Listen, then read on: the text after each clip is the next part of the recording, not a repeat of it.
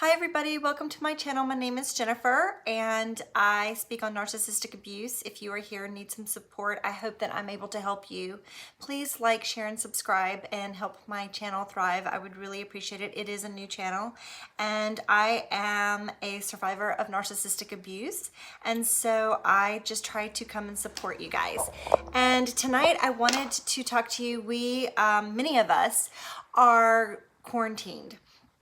And so I see a lot of the blog pages or the support group pages, and many people are needing serious support right now because the isolation makes it hard. You know, you're not with your friends, you're not as busy, you may not be at your job, you're not able to go out to eat with your friends. And so we are home to basically, you could get where you're just thinking constantly. You could have been that you've been hoovered, but you could be reminiscing and missing the narcissist, the toxic person that you were with, or they have contacted you and maybe even just upset you in some way. You could be triggered.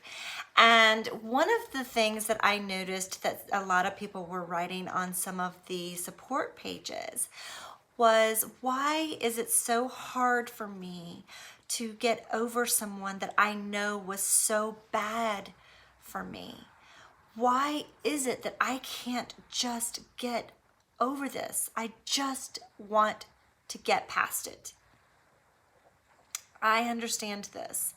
And my heart breaks when I see some posts like that, because honestly, these are some of the very same things that I said to myself. If you are one of those people, it's hard because you were trauma bonded. You were deceived by someone and your mind is fighting with itself. It's like the halo effect. You have good and then you have bad, and you don't want to believe the bad. It is so hard for you to reconcile this. And I repeat these things because it is something that is so hard to understand, and I'm hoping that if you watch some of the other videos and you hear some things that I may repeat, that it finally resonates with you in some way, because I know that acceptance is very difficult. And even when we have moments of like accepting it, isn't it weird how, like, let's just say right now I'm saying that I understand that I was in a very toxic relationship and that this person treated me really bad. An hour from now, I could literally be going, but I mean, they worked hard and they were just tired, and maybe if I just did a little bit more, maybe I wasn't understanding enough, maybe I did make them mad all the time, if I could have just done this. Our mind will play tricks on us because we don't want to believe that someone that we chose to love and someone that acted as if they were so invested in us would do some of the things that they have done. It's just your mind trying to protect you. And the truth is, it can get you in a lot of trouble later, because even though your mind is trying to protect you from hurting right now, it's something that you need to move through to get to the other side. Acceptance is very important. Now, you're not crazy. We all go through this. And so you're trauma bonded. It is something that you have gone through and you've been trauma bonded, and it is a chemical reaction that happens in your body. And it's as if you were a drug addict. The difference is your body, your mind became addicted to a cycle of abuse with a person. And I know that sounds kind of crazy, like, how could I be addicted? But it does. It's like your body gets used to it. The ups and the downs and the ping pong and back and forth and the round and round and round we go. And you getting so upset and getting exhausted. And then in those moments, you're just like, I can't take it anymore. But then you're just so tired that you just want it to end. And so you take blame for everything just to make it all go away and to make the narcissistic person be nice to you again. You just want it to just stop because you realize that you can't win. You can't make your points. They're not going to do that. They need you to, you know this. We know this. It's like we don't want to do it is because we're trying to create these boundaries and we're trying to take up for ourselves, and then you just get depleted. A narcissist can fight with you forever. They are right fighters and they want to win. It's all about winning with them. They cannot lose. And they will do all kinds of things to punish you or to get you to obey and basically give up all your power because they need to be superior to you. It's very painful. And I know that it's hard to understand. But once you accept that you've been in a toxic relationship and this is what's been going on, it will be easier for you to heal and you'll be able to recognize it. You'll know, like, okay, I have cognitive dissonance going on with me right now. My mind is fighting with my emotions. And when you're tired, and a narcissist knows this, and this is like a tool that they know works to help get you to obey, basically. They know that if they make you tired, you can't think straight. You can't work them out. You're too tired. Your brain just can't take it so much, and it just shuts down, and they know this. So the more tired you are, the more they can control you. And it's very frustrating. And so I see these posts on the support group pages and my heart breaks because I have been in those shoes and have struggled and been like, why on earth would I want to stay with someone I know is mean to me? Down and out cruel to me. Why would I want to go back into something where I know somebody's going to treat me bad? I know it because history tells me that time and time again, no matter what they say, they always go back to treating me bad again. And each and every time I feel worse about myself because I went back. And then I'm mad at myself and I feel shame. I feel all these things and it's all directed towards me. We do that to ourselves. We beat ourselves up.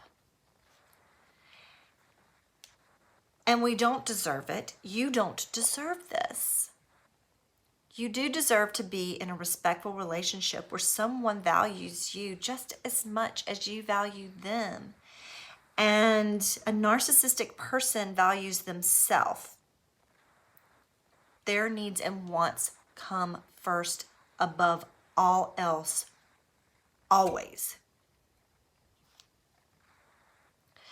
And that hurts because when you're in a relationship with someone like that, sometimes you'll do you're hoping that they're going to do something and treat you the way that you feel like you deserve. And so it might be something like Valentine's Day, and you're like, I hope they remember and they do something really special, something that they know, because I'm always telling them what I want and I'm always doing nice things for them, and I'm hoping this time they'll do something nice and make me feel special. And then the day comes and they don't. And you're disappointed. And it's like you beat yourself up. Well, I should have expected it. This is what they always do. But I was just hoping that this time, and you might even argue with that person, hoping that you can reason with them and make them understand how bad you're hurting and that they'll have some empathy for you. They don't. They're just disgusted with it. They're going to, gaslight, I never can do anything right. You're always griping about me. Why do you stay with me? If you don't like it, why don't you just leave? And you know that there's some truth into that. So you're like, and that just makes you feel worse. But you love them and you're hoping that they can resonate with your feelings, but they can't because they don't emotionally attach. It's as if you were this pin. Oops, wait. This pin. You're an object that they may need to write something with. And then when they're done, they, put the top back on and they put it back where it belongs and they're done with it. They have no emotional attachment to this pen. If this pen wasn't a pen that, if it wasn't there, they would use another pen. It's not like it's a big deal. They'll find another one. And that hurts because you want to be loved and you deserve to be loved. And you're seeking for someone to love you just as much as you can love them. And that's understandable. And you do deserve it. And there are people out there that want to love you that way. And you may be like me. I used to push those people away. And I'd be like, well, I'm not really attracted to them. And it's because if you are someone like that, you have grown up and gotten used to the cycles of abuse. And you may have been in many relationships like this. And so it's like you get used to the chaos. And if there's none in it, you could get bored.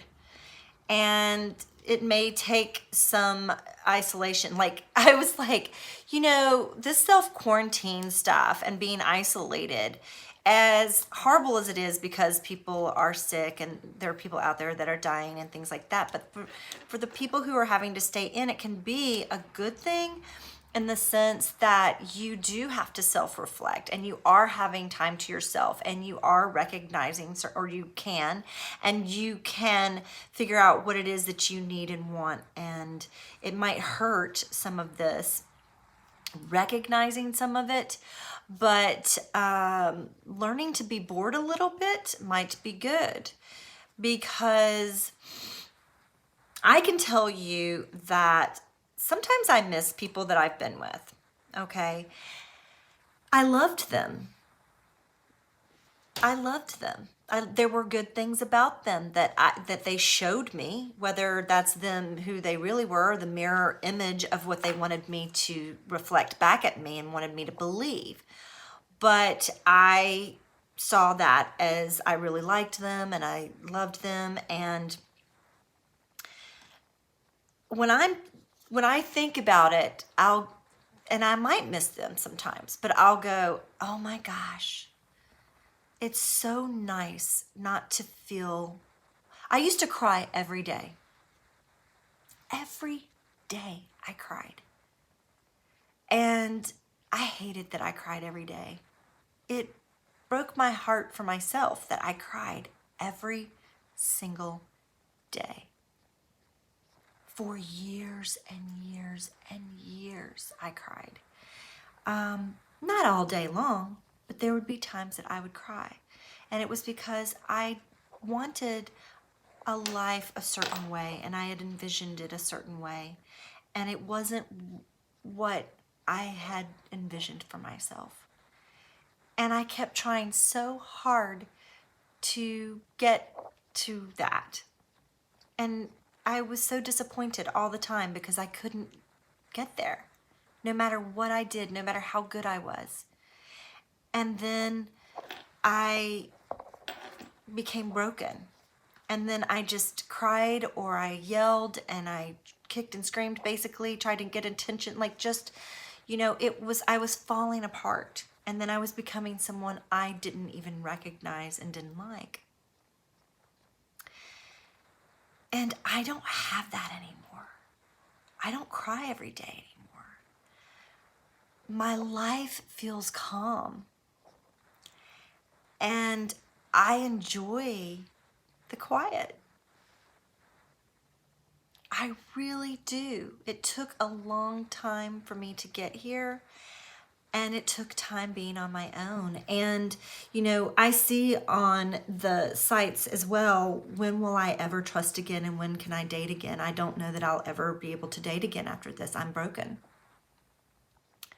I do understand that as well, because you don't want to be hurt again. And if you're someone like me, it's happened, you've been hurt many times.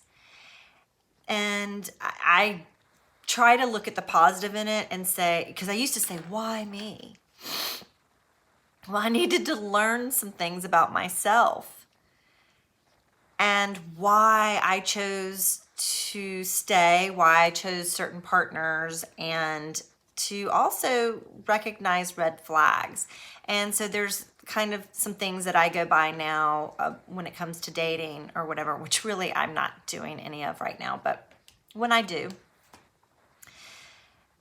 and I know what I want in a partner, and I'm not going to sacrifice any more time wasted on the wrong person anymore. I want the right person for me. I don't want the chaos. And I've gotten used to not having chaos in my life. I don't care who it is. I don't care if it's friends. If they come with chaos, if they are people that